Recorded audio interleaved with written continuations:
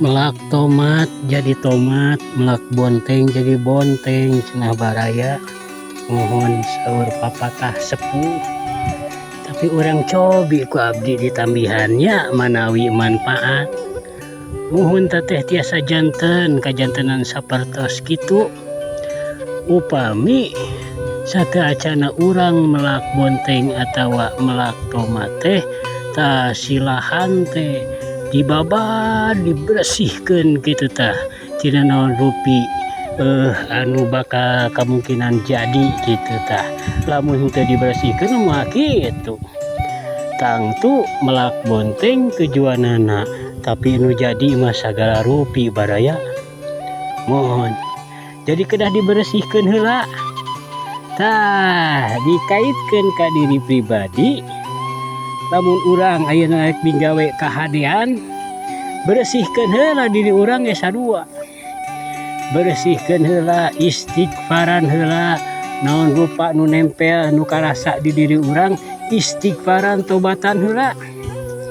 Tah di mana geus diistighfaran, geus disadari ku urang dikorehan naon rupa kakurangan diri, tah prak migawe kahadean insyaallah kadituna teh bakal jadi pahala, bakal jadi kahadean deui.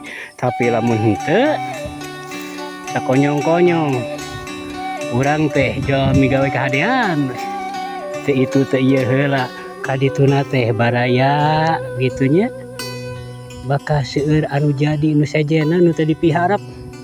Bakal aya sombong, aya ujub, aya ria, aya takabur, aya asa aing pang benerna, asa-asa aya asa aing pang solehna, tah eta tah nu teu karasa. Urang getol ngaji ngewa kana tara ngaji, urang getol salat ngewa kana tara salat, padahal teu kenging kitu. Tah eta teh melak kahadean anu jadina aya nu sajan benalu tah nu ngaruksak anu teu dipiharep ku urang. Tah kade baraya memeh ibadah teh kitu mohon bebersih heula, bebersih heula diri urang, istighfaran heula diri urang nembe prak ibadah insyaallah tah kagorengan nu nempel nu bakal ngaruksak kana amal teh insyaallah ku Gusti bakal diteu ayakeun. Cekap juragan.